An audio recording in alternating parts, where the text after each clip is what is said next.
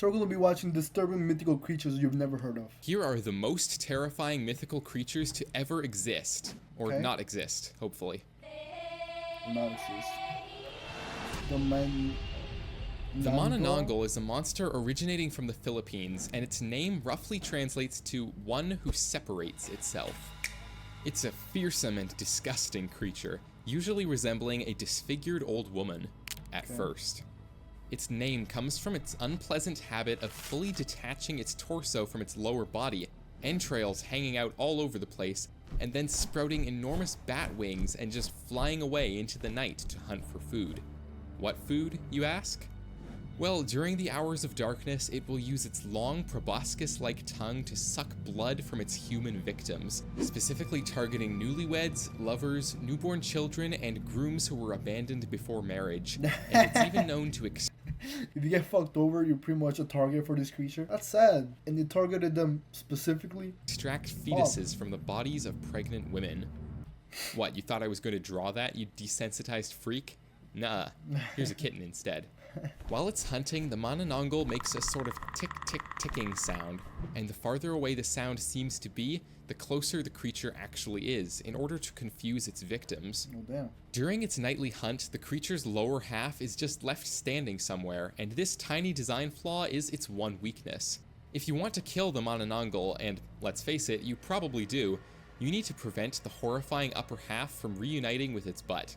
I recommend burning the thing, but you can also use salt, ash, or even garlic to ward off the torso, kind of like a vampire. If the better half of the Manananggal hasn't rejoined its severed ass by daybreak, it is believed to die, thank goodness. Despite the world getting more modern by the day, sightings of these creatures continue to be reported, especially in the Visayan regions of the Philippines. If you thought Dude, people claim that they have seen this creature in real life. That's so fucking weird that they have like a way to defeat it without ever seeing one. Who came up with that? Why is that one thing their fucking weakness? that was awful, hold on to your knives and torches because the Manananggal is actually the least scary creature in this whole video, and Really? things are about to get weird. Okay. The Deadly Whistler. The Deadly Whistler, also called El Sibon, is different from the other creatures on this list, and his story is something of a cautionary tale. Originally, this creature was an ordinary boy, and he was a spoiled brat who always got everything he wished for. One day, he told his father to go out and hunt a deer, his favorite meat to eat for dinner. His father did not return with a deer. In fact, he returned from the hunt with nothing at all. And so the boy killed his father and cut out his organs, which he gave to his mother and said, "Father has brought us some meat for dinner." Well, that escalated quickly. Yeah. The boy's mother cooked the meat, but quickly realized what had happened. The part of the story that I've just told you greatly varies between tellings, but the next part is always the same. The boy's family ties him to a post and whips him, and cleans his wounds with alcohol, chili peppers, and lemon juice. Ouch. They give him a sack of his father's remains, which they curse him to carry for eternity. Then 2 rabid, starving dogs are released upon him. The skeletal creature that came out of this terrible circumstance would be called El Sibon, or the Deadly Whistler, standing at about 6 meters tall and creaking about the treetops with its bag of bones. If you hear El Sibon whistling from nearby, it means you are in no danger, but if the whistling sounds distant, it means that your death is closer than you think. It's said that the Whistler can appear by your house on certain nights and drop his sack to the ground to count the bones within, one by one. If someone in the house hears the Whistler outside, nothing bad will happen. However, if he spends the night counting unnoticed until dawn, someone in the house will die, and their bones will be added to the bag. If you like this video so far, please don't forget. Someone has been carrying that bag of bones to this day. So he's kind of carrying his shame. That's kind of creepy as hell. The Naklavi is a sea creature demon coming from Orcadian folklore, from the islands of Orkney. No tail. I think we all know what this guy kind of looks like. And it is very similar to a very famous anime, Attack on Titan.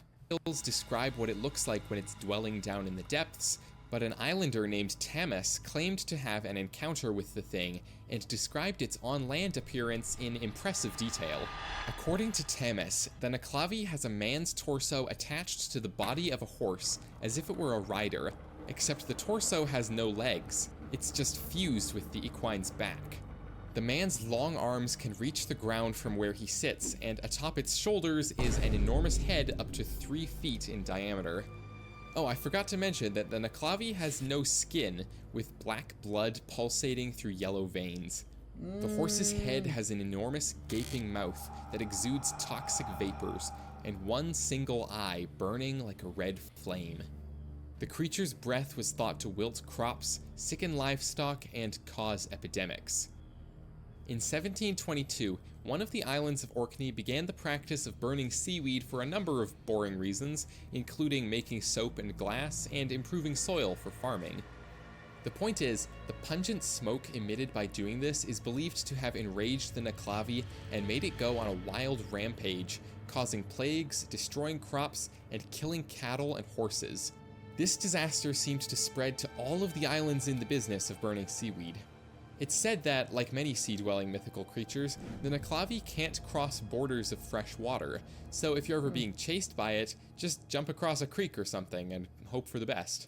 Dude, just imagine if this creature was actually real. It would look so fucking creepy. I figure a bunch of people would just get like rifles and go hunt this thing and just start shooting it down if they ever do find it. Up next on the list of disturbing mythical creatures is the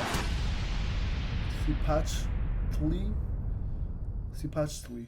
The Aztec civilization believed that before there was anything, there were these 4 god dudes named these lovely names, which I can pronounce. I just don't feel like it right now. Yeah, Using their godly powers, as gods do, these guys created the water, some more gods, and most importantly, Cipachtli, a sea monster existing on the cosmic scale that had an insatiable appetite for everything it could get its mouths on. This creature was so hungry all the time that every joint on its body possessed a different mouth. Elbow mouths, knee mouths, knuckle mouths, you name it. This begs the question, if each joint has a mouth, and mouths themselves have joints, for jaws and stuff, did the creature's mouths have mouths? And did those mouths have more mouths, and so on? Anyhow, as the gods continued on with the creation of everything, they realized they had a problem. Everything they made would just fall into the ocean and get eaten by Cipachtli. So, being gods, they decided they should probably do something about this. But it wasn't as easy as just snapping their fingers and fixing the whole thing. Cipachtli was so powerful, so enormous, and so hungry that it took all 4 of the original gods to take him down, and one of them lost a foot in the process. Eventually, though, they did manage to kill him by separating his body into 4 sections, one for each compass direction.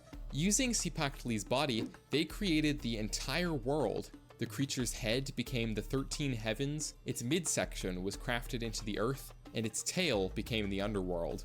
The last mythical creature on this list is by far the scariest of all. Big ass animal. So right now we're holy shit, this picture. Anyways, so right now what we're walking on is just a big ass dragon that was eating everything. It's a cool story from the Aztecs. I don't know who came up with it, but they will have to check their facts because I don't know if that is true. But I mean, it's a cool story to tell a kid. They'll probably believe it. If you've heard of it, you know all too well that the people who believe in it are afraid to even utter its name. This is, of course, the Skinwalker. The stories of skinwalkers originate from Navajo culture, an indigenous people of the southwestern United States. You've probably seen memes and videos all over the internet of creepy animals and dudes in spooky costumes hiding in the trees with captions like, "Guys, I found a skinwalker, ah!" But these could not be further from the reality of these creatures. In Navajo culture, there are people that practice medicine and types of magic for the benefit of the community, as healers or medicine men. They may learn about both good and evil magic for the purpose of protecting against evil. Witches are essentially the opposite of these healers, their dark reflection, if you will. Oftentimes they start out as medicine men, but they use their knowledge of evil magic to hurt others, and they use the corpses of humans to do their work. They make their tools from human bones, and use parts of the body to make potions which they use to kill or hurt others. What kind of potion can you make with human remains? I can't even think of one single thing that would be useful in the body. And where do they even get the spells? They just kind of like create it themselves and then just call it a spell? Or how do they know it actually works? They just think that it does? To become a skinwalker, a witch must kill a close family member, preferably a sibling. This gives them the ability to shapeshift into different animals, usually predatory animals like bears, coyotes, and wolves, but they can assume the shape of any creature. They choose their shape based on the abilities they need to do their evil work, such as claws, stealth, speed, or strength. When in human form, the skinwalker wears the skin of the animal they transform into, and their eyes look like those of that animal. And when in animal form, their eyes look human. By day, these witches walk among the humans of their tribe unnoticed, but at night, they transform to cause illness, death, and destruction wherever they go. They can even read minds and control their victims to do their bidding, and they're often blamed for causing all manner of mysterious mischief and trouble. You can just kind of make everything up that you want, and then if people believe it, not submit. So yeah, that's kind of cool. But if you were a skinwalker, what animal would you want to become? I say I would like to become a rabbit, just for the one time. I'm not thinking about like very big animals because I don't want to be an elephant. Besides that, amazing video. I loved it.